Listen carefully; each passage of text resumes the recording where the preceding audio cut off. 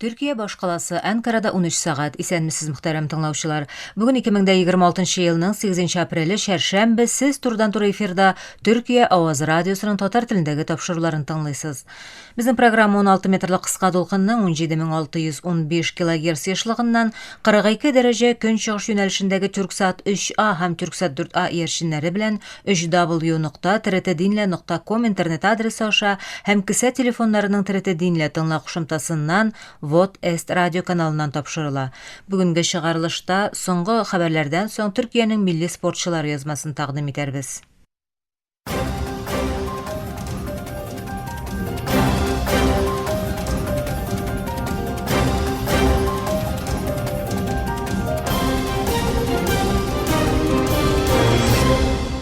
Соңғы haberler bilen başlayız.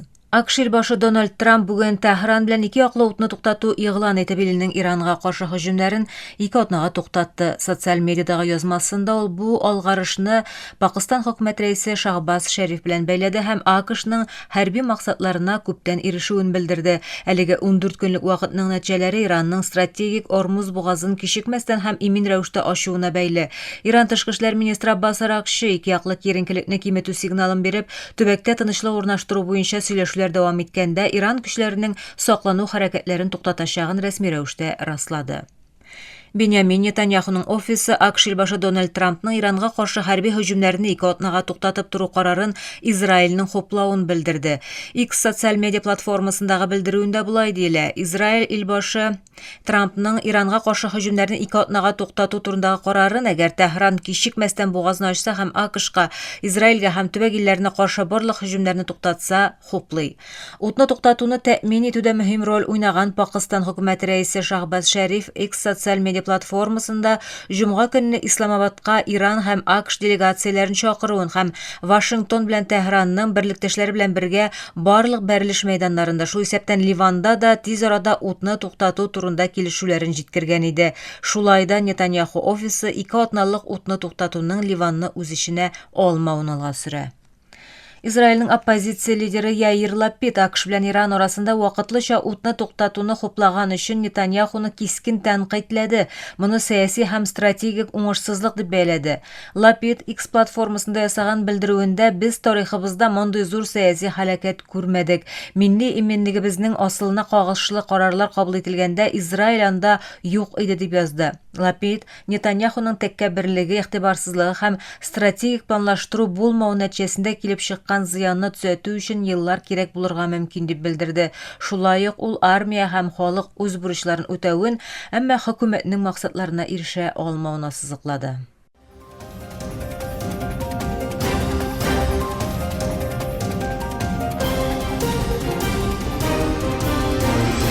Türkiye Avazı dolqunlarında soңғы haberler tыңлайсыз.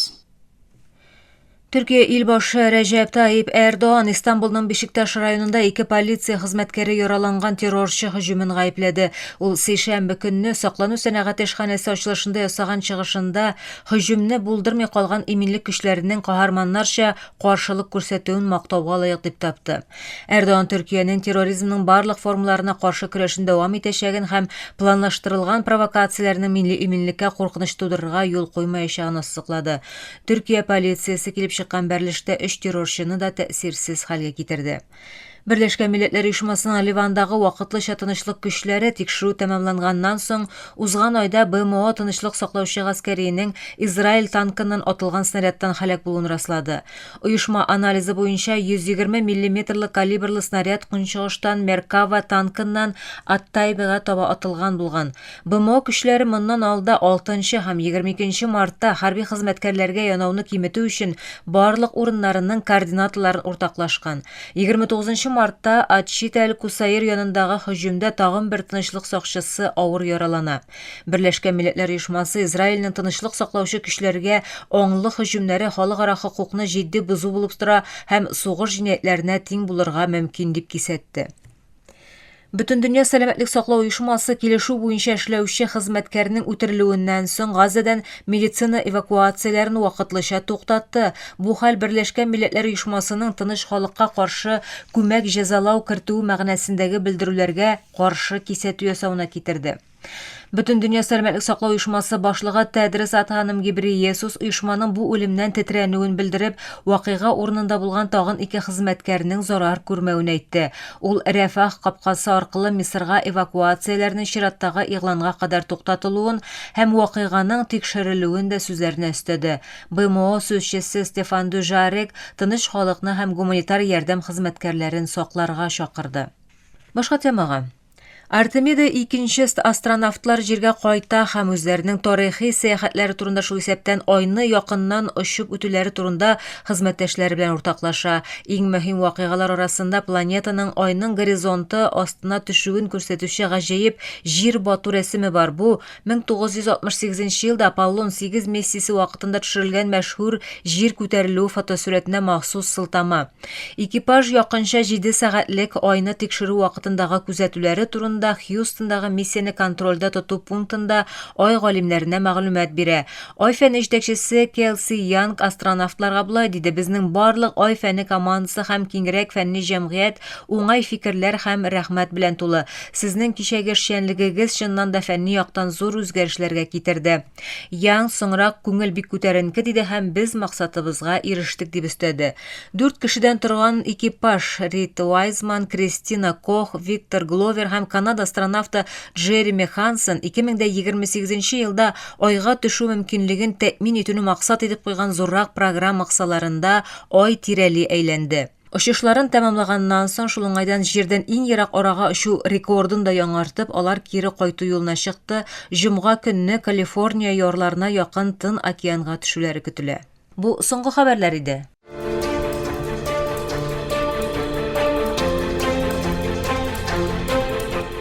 Төркиянең милли спортчылары.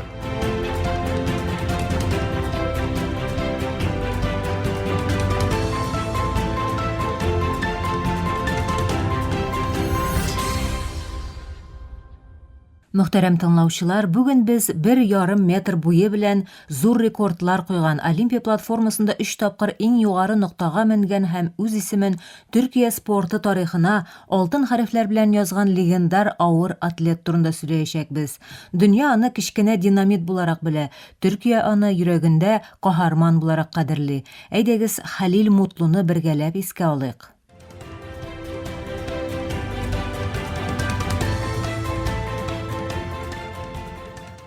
Хәлил Мутлы 1973 елның 14 июлендә Болгариянең Каржали янындагы Постник авылында туган.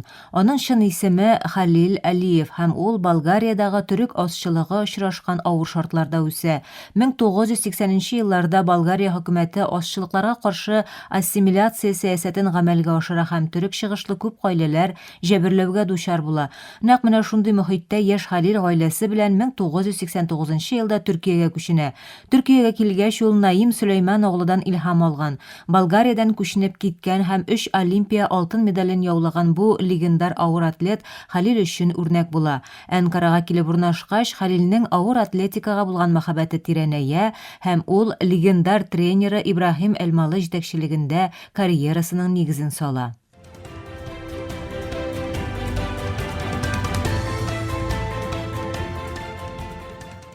Хәлил Мутлы авыр атлетика белән 10 яшендә таныша. Аның таланты тиз таныла һәм ул яшьләр категориясендә тиз арада күтәрелә. Ул 1993 елда яшүсмерләр арасында дөнья чемпионатында җиңү яулап, халыкара аренада үз исемен ишеттерә. Аннары 1994 һәм 1995 елларда ул дөнья һәм Авропа чемпионатларында пьедесталга менеп, үзен Төркия авыр атлетикасының яңа йөзе итеп күрсәтә. 1992 елгы Барселона Олимпия уеннарында 55 килограммлы авырлык категориясендә 5-нче урынны алган Хәлил өчен бу тәҗрибә зур өйрәнү мөмкинлеге була. Ул 4 ел дәвамында тырыша, әзерләнә һәм үзенең кимчелекләрен төзәтә. Кыенлыклар күп була, ләкин бу яшь спортчының ныклыгы тагын да зуррак.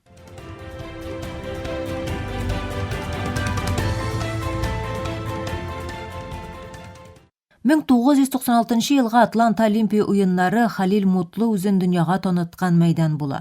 54 килограммлы авырлык категориясында көч сынашкан Халил көндәшләрен 7,5 килограммлы зур айырма белән артта калдырып, Олимпия рекордын куйды һәм алтын медаль яулады. Халил Төркия байрагы өскә күтәрелгәндә күз яшьләрен тыя алмый. Бу медаль гади бүләк кенә түгел, ә күп еллык фидакарлык һәм озын юлның нәтиҗәсе иде.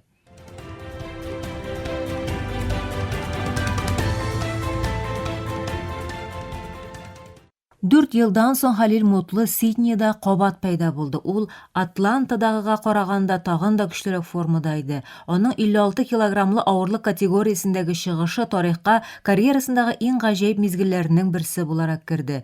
Этеп һәм ыргылып штанга күтәрүдә дөнья рекордларын куеп, Халил көндәшен тарихи 17,5 килограмм айырма белән җиңеп алтын медаль яулады. Белгечләр бу чыгышны авыр атлетика тарихындагы иң көчле Олимпия җиңүләренең берсе дип саный. Сиднейдагы гомуми чыгышы 305,5 килограммга җитте. Бу Синклер исәпләүләре буенча үз заманының иң тәэсирле Олимпия нәтиҗәләренең берсе иде. Кечкенә динамит кушаматы ул чакта бөтен дөньяда сөйләшелә башлады.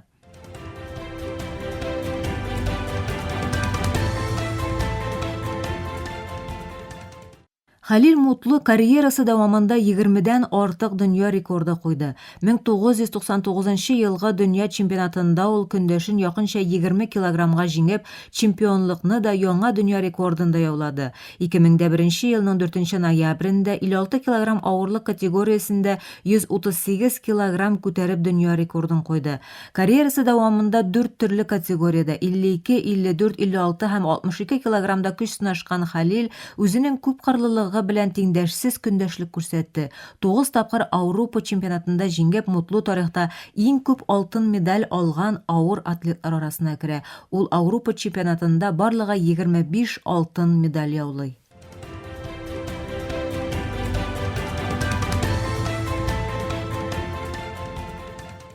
2002 елда уң җилкәсендәге хәрәкәт мускуллары өзелүе һәм бицепс сеңере өзелүе аркасында озак вакытка авыр гарипләнгәннән соң Халил күпләр аның карьерасы тамамланды дип уйлаган вакытта көтелмәгән рәвештә кире кайтты. Бу җәрәхәтләргә карамастан ул 2003 елгы дөнья чемпионатында катнашты һәм тагын бер тапкыр чемпион булды. 2004 елгы Афина Олимпия уеннарында ул тарихка кереп сәхнәгә күтәрелде. 56 килограмм авырлык категориясендә ул Кытай көндәше Ву Мэйцинны зур айырма белән җиңде һәм 3нче Олимпия алтын медален яулады. Бу җиңү белән Халил Мутлы Олимпия тарихында 3 тапкыр рәттән алтын медаль яулаган 4 авыр атлетның берсе булды. Аның Афинадагы гомуми күрсәткече 305 килограмм дип теркәлде. Халил Мутлуның карьерасын йомгаклаучы саннар чыннан да гаҗәеп. 3 Олимпия алтын медале, 5 дөнья чемпионаты, 9 Ауропа чемпионаты һәм 20дән артык дөнья рекорды. 1999 елда Төркиянең ел спортчысы дип сайланган Мутлы шулай ук тарихка үз авырлыгыннан 3 тапкыр артык авырлык күтәргән аз санлы спортчыларның берсе булды. Бу кеше физикасы чикләрен киңәйтә торган гаҗәеп казаныш.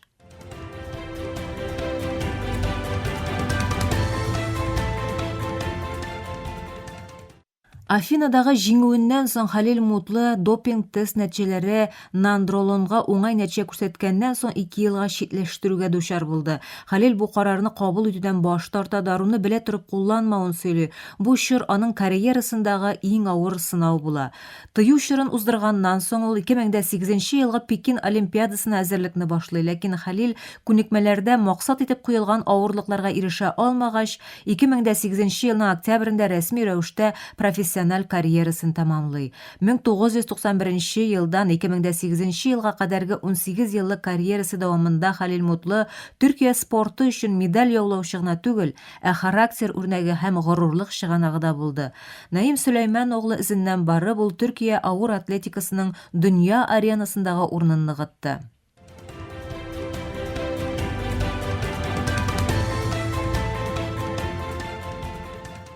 Мөхтәрәм тыңлаучылар, Халил Мутлуның хикәясеннән күренгәнчә, җиңү өчен гәүдә зурлыгы әһәмиятле түгел, йөрәгең зур булуда җитә. Болгариядан Төркиягә кадәр катлаулы сәяхәт, тренерга шанып тапшырылган талант һәм еллар буе тырыш хезмәт. Бу 3 элемент 1,5 метр буйлы кешене Олимпия тарихында зур шәхес итте. Тапшыруыбызны тыңлавыгыз өчен рәхмәт. Киләсе бүлектә тагын бер спорт легендасы белән очрашырбыз.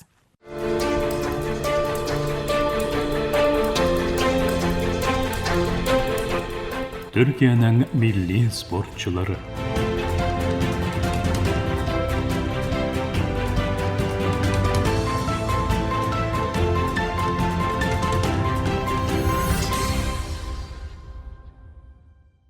Muhtaram tamaşar, Türkiye Ovazı Radyosu'daki Tatar türündeki topçuları şuşunun bilen ahırına yakınlaştı.